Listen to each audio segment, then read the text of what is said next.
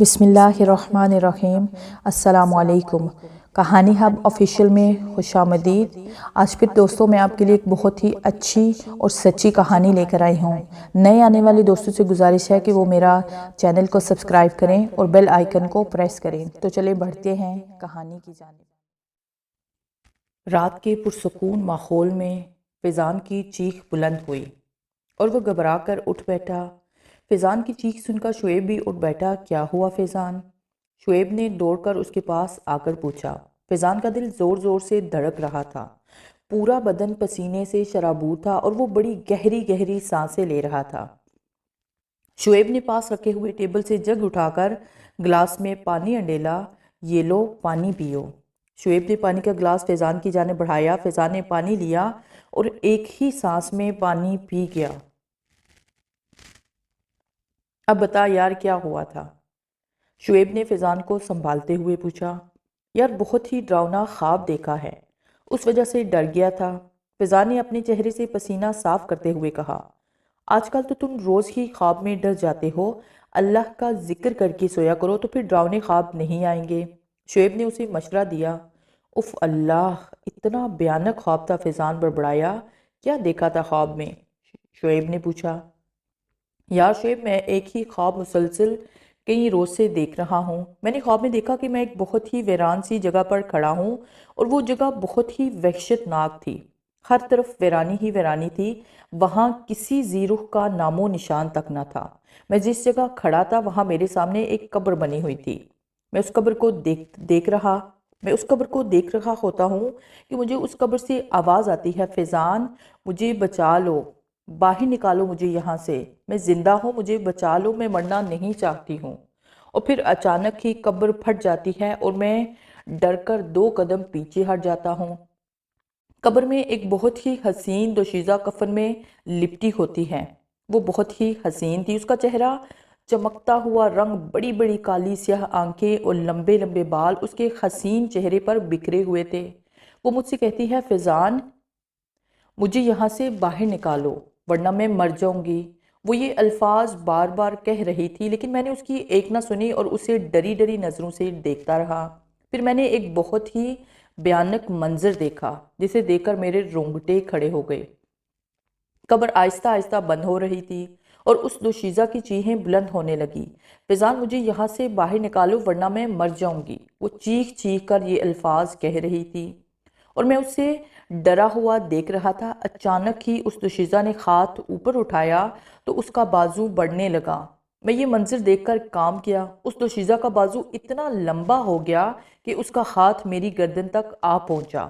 اس نے گردن سے پکڑ کر زور سے کھینچا تو میری ایک چیخ بلند ہوئی اور میں قبر میں جا کر گرا اور قبر بند ہو گئی۔ اس کے ساتھ ہی میری آنکھ بھی کھل گئی۔ یار شعیب، یہ خواب میں مسلسل کئی روز سے دیکھ رہا ہوں۔ اس خواب نے میرا چین و سکون چھین لیا ہے۔ میری امی کہتی تھی کہ جو خواب بار بار آئے وہ اصل میں حقیقت بن جاتا ہے۔ فیضان پریشانی سے کہتا چلا گیا۔ ہاں یار، میں نے بھی سن رکھا کہ جو خواب بار بار آئے حقیقت میں بھی ایسا ہی ہوتا ہے۔ شعیب نے فیضان کو دیکھتے ہوئے کہا۔ اب کیا ہوگا؟ شعیب مجھے بہت ڈر لگ رہا ہے، فیضان نے پریشان ہو کر کہا۔ فیضان تم پریشان مت ہو، اس کا کوئی نہ کوئی حل تو ہوگا نا۔ ہو سکتا ہے کسی نے تم پر جادو کر دیا ہو۔ پر کسی نے شعیب پریشانی سے بولا تو فیضان اور زیادہ پریشان ہو گیا۔ اچھا چھوڑو اس بات کو، رات بہت گہری ہو گئی ہے، اب تم سو جاؤ، صبح کالج بھی جانا ہے، شعیب نے کہا اور اٹھ کر اپنے بستر پر آ گیا۔ اور ہاں، صبح تمہارے خواب کے مسئلے کا کوئی نہ کوئی حل بھی تلاش کروں گا، شعیب نے کہا۔ فیضان بھی بستر پر لیٹ گیا اور شعیب کی باتوں پر غور کرنے لگا۔ شعیب کہہ رہا تھا کہ کہیں کسی نے مجھ پر جادو تو نہیں کیا، لیکن مجھ پر جادو کس نے کیا ہے؟ میرے تو کسی سے کوئی دشمنی بھی نہیں ہے، فیضان نے دل ہی دل میں سوچا اور پھر اللہ کا ذکر کرتا ہوا سو گیا۔ ارے فیضان، تم یہاں بیٹھے ہو، میں تمہیں پورے کالج میں ڈھونڈتی پھر رہی ہوں، زاریہ نے فیضان کے پاس بیٹھتے ہوئے کہا۔ فیضان نے اس کی بات کا مسلسل جواب نہ دیا۔ وہ پریشان سا بیٹھا ایک جگہ کو مسلسل دیکھے جا رہا تھا۔ پریشانی اس کے چہرے پر نمایاں تھی۔ فیضان، آج شعیب نہیں آیا کیا؟ زاریہ نے پوچھا۔ آیا ہے، فیضان نے مختصراً کہا۔ مجھے تو نہیں لگتا کہ وہ آیا ہے، ورنہ تم یوں اکیلے نہ بیٹھے ہوتے، زاریہ نے اسے دیکھتے ہوئے کہا۔ وہ ابھی میرے ساتھ ہی تھا، اسے کوئی کام یاد آ گیا تھا، کہہ رہا تھا ابھی آتا ہوں۔ فیضان نے بیزاری سے کہا۔ فیضان تم پلیز زاریہ، ابھی تم یہاں سے چلی جاؤ، میں پہلے ہی بہت پریشان ہوں۔ فیضان نے زاریہ کی بات کاٹ کر کہا، فیضان یہ آج تمہیں کیا ہو گیا ہے؟ کوئی پریشانی ہے تو مجھے بتاؤ نا، زاریہ نے بےتابی سے کہا۔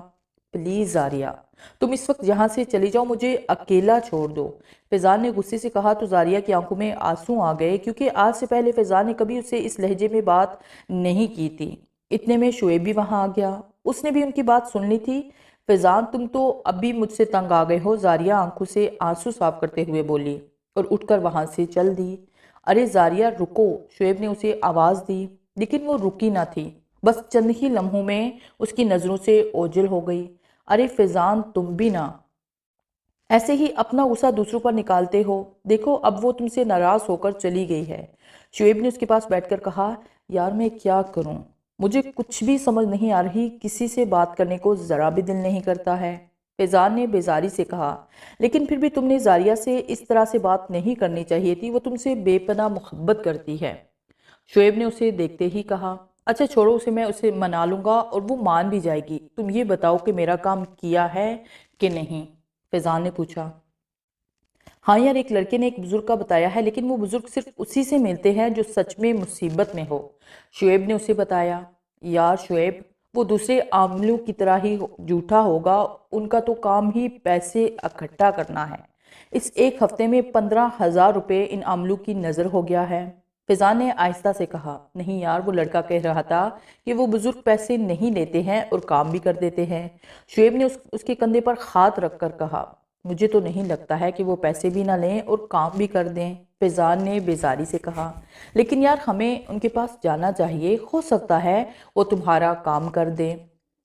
شعیب نے کہا۔ فیضان نے سر ہلایا۔ فیضان اور شعیب آپس میں گہرے دوست ہیں، دونوں کے ماں باپ اس دنیا میں نہیں ہیں، اس لیے دونوں ایک ساتھ رہتے ہیں اور ایک ہی کالج میں پڑھتے ہیں۔ جبکہ فیضان کی ملاقات زاریہ سے اس کالج میں ہوئی تھی، اب دونوں ایک دوسرے سے بے پناہ محبت کرتے ہیں اور ایک دوسرے کے بغیر جینے کا تصور بھی نہیں کر سکتے۔ لیکن فیضان ایک خواب مسلسل کئی روز سے دیکھ دیکھ کر پریشان اور خوفزدہ ہو گیا تھا۔ شعیب اور فیضان کئی عاملوں کے پاس گئے، پیسوں کا نذرانہ دیا، لیکن کچھ بھی نہ ہو سکا۔ آج بھی وہ دونوں کسی بزرگ سے ملنے جا رہے تھے۔ فیضان اور شعیب اس وقت بزرگ کے گھر کے سامنے کھڑے تھے۔ فیضان، اگر بزرگ نے ہم سے ملنے سے انکار کر دیا تو؟ شعیب نے دروازے پر دستک دے کر فیضان سے کہا، تو پھر ہم گھر واپس چلے جائیں گے، فیضان نے ہنس کر کہا۔ اچانک ہی دروازہ کھلا۔ جی کون؟ ایک بچے نے سر باہر نکال کر کہا۔ ہمیں رحمان بابا سے ملنا ہے، شعیب نے جلدی سے کہا۔ کون ہے بیٹا؟ اندر سے آواز سنائی دی۔ دادا ابو کوئی آپ سے ملنے آیا ہے، بچے نے اندر دیکھ کر کہا۔ اندر لے آؤ انہیں، آواز دوبارہ سنائی دی۔ آئیے انکل، بچے نے آگے سے ہٹتے ہوئے کہا۔ فیضان اور شعیب نے ایک دوسرے کی طرف دیکھا اور اندر داخل ہو گئے۔ السلام علیکم، فیضان اور شعیب نے ایک ساتھ کہا۔ وعلیکم السلام، بیٹھو بیٹا رحمان، بابا نے چارپائی کی طرف اشارہ کیا۔ دونوں ادب سے چارپائی پر بیٹھ گئے۔ رحمان بابا تسبیح پڑھنے میں مصروف تھے اور وہ فیضان کو بہت غور غور سے دیکھ رہے تھے۔ فیضان اور شعیب کی نظریں بھی انہی کے چہرے پر تھی۔ ان کے چہرے پر نور ہی نور تھا، ان کے سر اور داڑھی کے بال سفید تھے اور آنکھوں میں ایک عجیب سی کشش تھی۔ بابا جی، میں بہت مشکل میں ہوں، آپ میری مدد کریں، فیضان نے احترام سے کہا۔ بیٹا مجھے لگ رہا ہے کہ تم مصیبت میں ہو، اللہ پر بھروسہ رکھو، سب ٹھیک ہو جائے گا۔ پہلے تو تم اپنا مسئلہ بتاؤ، رحمان بابا نے فیضان کو دیکھتے ہوئے کہا۔ تو فیضان نے تمام بات انہیں بتا دی۔ بیٹا تم کو روزانہ ایک ہی خواب آتا ہے، مجھے لگ رہا ہے کہ اس میں کوئی نہ کوئی راز ہے اور میں آج رات عمل کر کے اس راز تک انشاءاللہ پہنچ جاؤں گا۔ تم حوصلہ رکھو، اللہ سب ٹھیک کر دے گا، اب جاؤ اور کل میرے پاس آنا، رحمان بابا نے کہا تو وہ دونوں وہاں سے اٹھ کھڑے ہوئے۔ رات کی تاریکی ہر طرف پھیلی ہوئی تھی۔ فیضان اور شعیب نے رات کا کھانا کھایا اور آپس میں باتیں کرنے لگے۔ یار شعیب، مجھے وہ بزرگ بہت ہی اچھے لگے ہیں اور مجھے لگ رہا ہے کہ وہ میرا مسئلہ حل کر دیں گے، فیضان نے پرسکون ہو کر کہا۔ ہاں یار، مجھے بھی لگ رہا ہے کہ وہ تمہارا مسئلہ ضرور حل کریں گے، میں نے تو انہیں دیکھتے ہی اندازہ لگا لیا تھا کہ وہ دوسرے عاملوں کی طرح نہیں ہیں، شعیب نے مسکراتے ہوئے کہا، ہاں یار آج وہ سارا دن پریشان سی تھی، تم منا لیتے اسے، مجھے تو وہ پریشان بالکل بھی اچھی نہیں لگتی۔ شعیب نے برا منہ بناتے ہوئے کہا، ویسے تمہیں اس کے ساتھ اتنی ہمدردی کیوں ہے؟ فضان نے شرارتی لہجے میں کہا، وہ میری ہونے والی بھابھی ہے اس لیے۔ شعیب نے سختی سے کہا، اچھا جی۔ فضان نے مسکراتے ہوئے کہا، ہاں جی۔ اس نے بھی مسکراتے ہوئے کہا۔ کچھ دیر تک وہ بیٹھ کر باتیں کرتے رہے اور پھر سو گئے۔ فضان نے پورا کالج چھان مارا لیکن اسے زاریہ کہیں بھی نظر نہ آئی، تو وہ تھک ہار کر ایک جگہ پر بیٹھ گیا۔ بیٹھتے ہی اس کی نظر سامنے پڑی تو اس کے چہرے پر مسکراہٹ پھیل گئی، کیونکہ اس سے کچھ ہی فاصلے پر ایک دیوار کے ساتھ ٹیک لگائے وہ کھڑی تھی۔ فضان جلدی سے اٹھا اور اس کے پاس آ گیا۔ ہائے زاریہ، کیسی ہو؟ فضان نے اس کے سامنے کھڑے ہو کر کہا۔ ٹھیک ہوں، زاریہ نے نظریں جھکا کر کہا۔ آئی ایم سوری زاریہ، مجھے تم سے اس طرح سے بات نہیں کرنی چاہیے تھی، میں بہت شرمندہ ہوں۔ اگر تم مجھ سے اسی طرح ناراض رہی تو میں مر جاؤں گا۔ پلیز فضان، ایسی باتیں مت کرو۔ کون کہہ رہا ہے کہ میں تم سے ناراض ہوں؟ پیار کرنے والے کبھی بھی ناراض نہیں ہوتے ہیں، بلکہ ان پر اعتبار کرتے ہیں، لیکن تم نے مجھ پر اعتبار نہیں کیا۔ زاریہ نے فضان سے ایسا کہا اور پھر فضان نے حیران ہو کر پوچھا، فضان، کل جب میں نے تم سے پوچھا تھا کہ تم پریشان کیوں ہو تو تم نے مجھے نہیں بتایا تھا، اس کا یہی مطلب ہے نا کہ تمہیں مجھ پر اعتبار نہیں؟ زاریہ نے اسے دیکھتے ہوئے کہا، زاریہ ایسی بات نہیں ہے، مجھے تم پر اعتبار ہے، بس میں تمہیں پریشان نہیں کرنا چاہتا تھا۔ فضان نے زاریہ کو گہری نظروں سے دیکھتے ہوئے کہا، فضان، میں تم کو اس طرح پریشان دے کر پریشان ہو جاتی ہوں، تو مجھے بتاؤ کہ تم آج کل کیوں پریشان رہتے ہو؟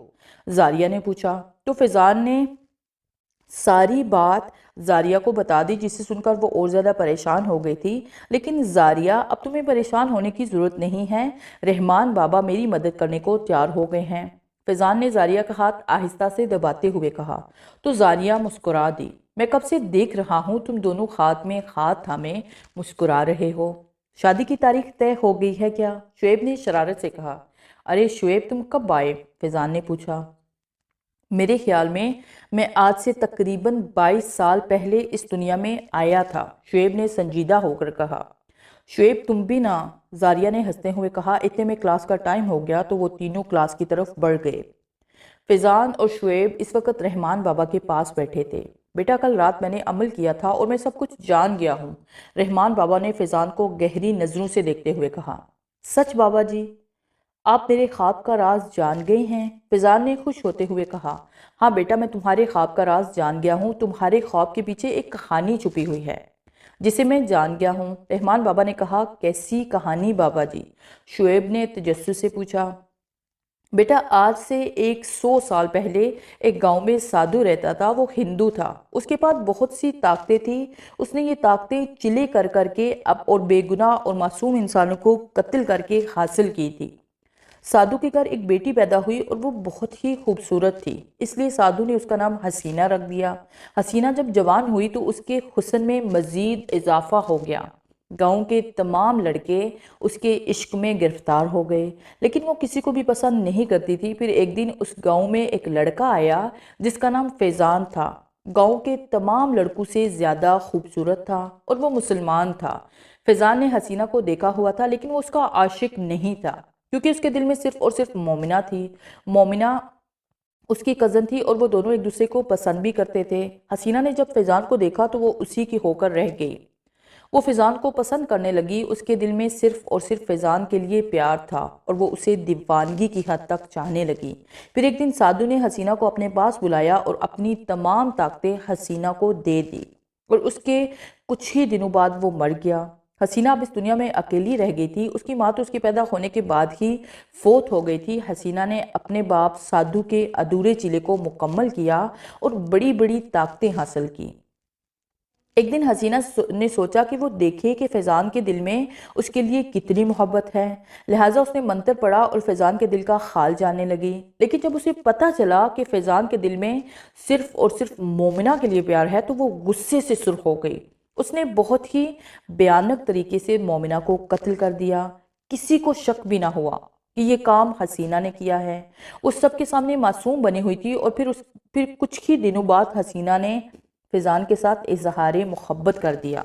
لیکن فیضان نے انکار کر دیا۔ اس کے انکار کی دو وجوہات تھی، ایک تو اس کے دل میں صرف اور صرف مومنہ کے لیے پیار تھا، اور دوسرا حسینہ ہندو تھی، اور اس کے باپ نے اپنے چلے مکمل کرنے کے لیے کئی مسلمانوں کو قتل کیا تھا۔ حسینہ سے فیضان کا یہ انکار برداشت نہ ہوا، اور حسینہ فیضان کو اپنی آنکھوں کے سحر سے ایک ویرانے میں لے آئی اور فیضان سے کہا ایک تو وہ اس سے شادی کر لے اور دوسرا وہ ہندو ہو جائے، لیکن فیضان نے یہ سب کرنے سے انکار کر دیا۔ تو حسینہ نے فیضان کو بہت ہی بھیانک طریقے سے قتل کر دیا۔ اسے پھر بھی چین نہ آیا تو وہ فیضان کا سارا گوشت نوچ نوچ کر کھا گئی اور اس کے ڈانچے کو وہاں قبر کھود کر دفن کر دیا۔ پھر حسینہ نے ایک بھیانک چلہ کرنے کے بارے میں سوچا۔ وہ فیضان کو دوبارہ زندہ کرنا چاہتی تھی، لہٰذا اس نے فیضان کی قبر میں بیٹھ کر چلہ شروع کر دیا۔ وہ چلہ بہت ہی خطرناک تھا۔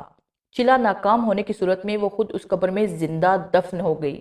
آخرکار بہت ہی محنت کے بعد حسینہ نے وہ چلہ تو مکمل کر لیا، لیکن وہ فیضان کو دوبارہ زندہ نہ کر سکی۔ لیکن اس چلے کا اسے ایک فائدہ ہوا تھا، وہ یہ کہ اسے علم ہو گیا کہ آج سے 100 سال بعد اس دنیا میں ایک لڑکا پیدا ہوگا، وہ بالکل فیضان کی طرح ہوگا اور اس کا نام بھی فیضان ہوگا۔ اگر وہ اس لڑکے یعنی فیضان کو اس قبر میں دفن کر دیں تو اس کا فیضان دوبارہ زندہ ہو سکتا تھا۔ لہٰذا حسینہ اس قبر میں بیٹھ کر آج تک چلہ کر رہی ہے، اور فیضان اور کوئی نہیں بلکہ تم ہی ہو۔ رحمان بابا تمام کہانی سنا کر خاموش ہو گئے۔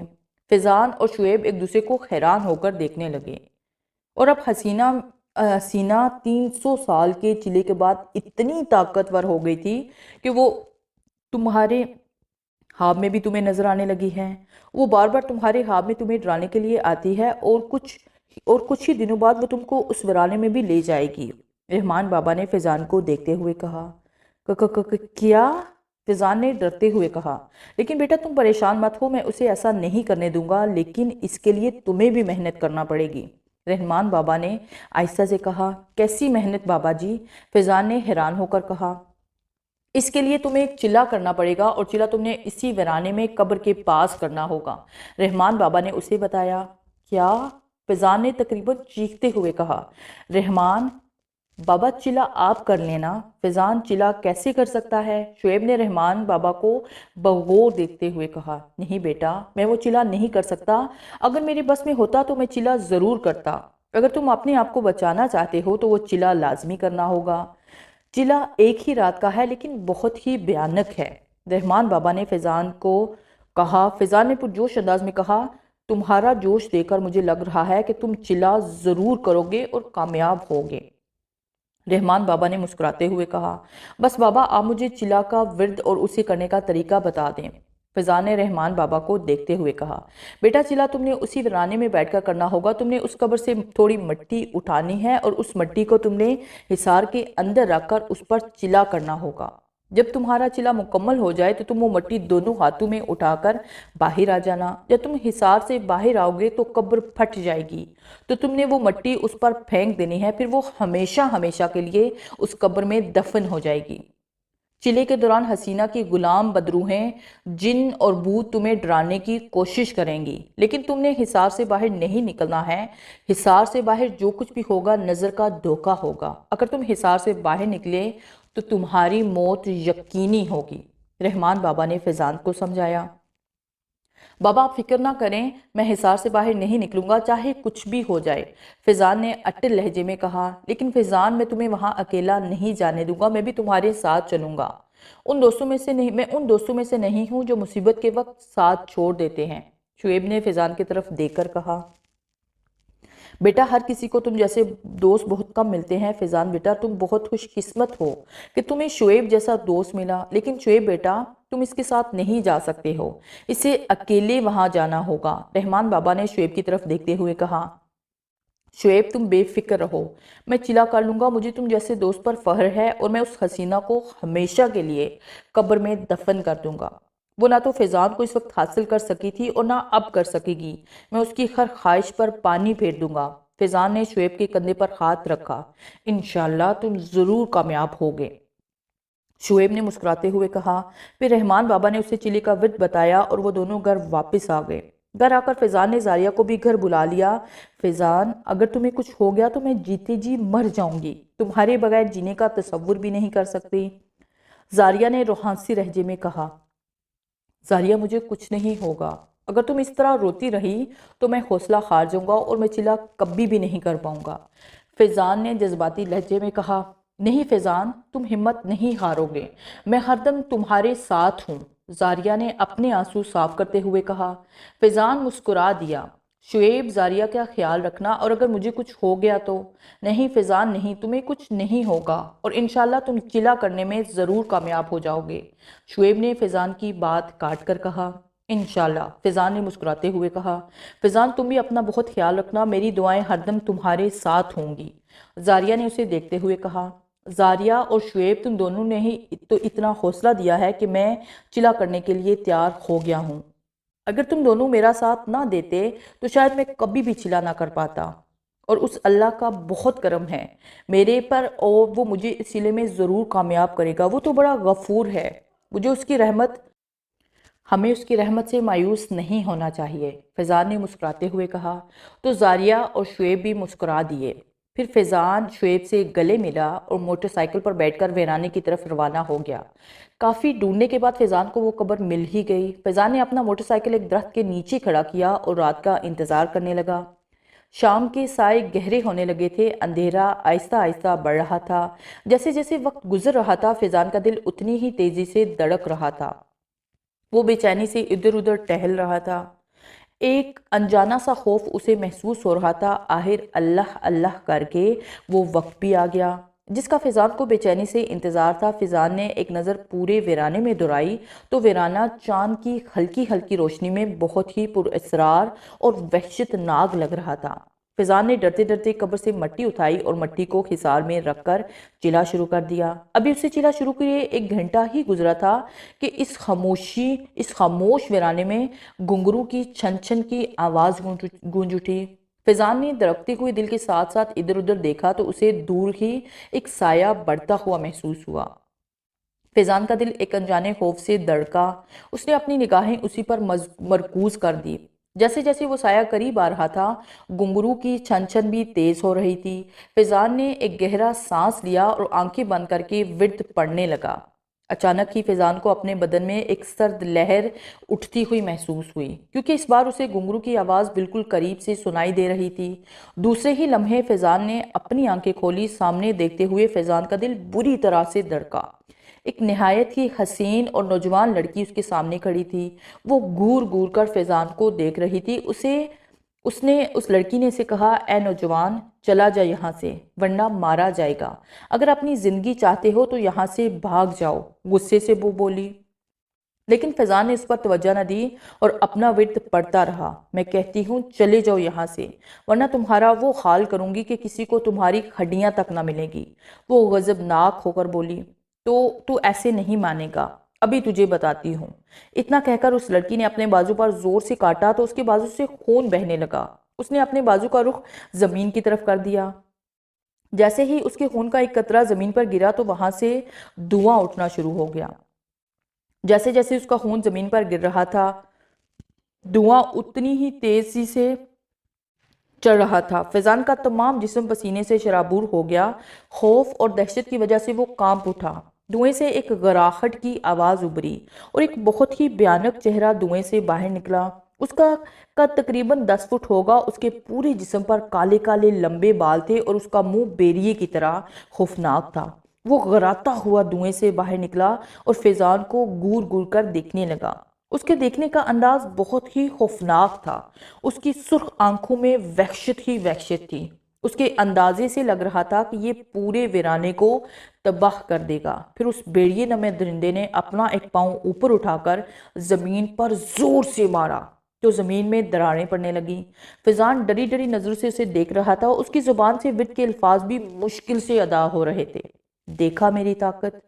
یہ آج تمہاری وہ حالت کرے گا کہ کوئی اس ویرانے کی طرف آنے کا سوچے گا بھی نہیں۔ وہ لڑکی مسکراتے ہوئے بولی۔